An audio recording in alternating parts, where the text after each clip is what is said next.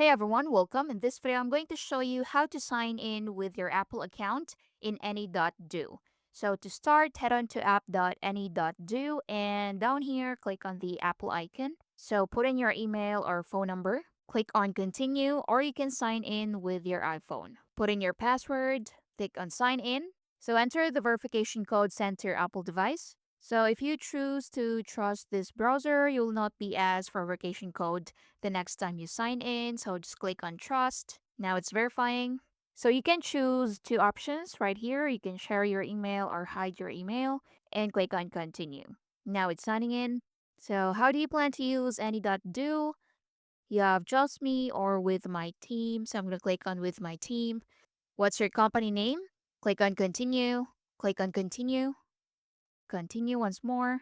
So add your teammates, add their emails, or you're separated by commas. Or you can also skip this and do it later.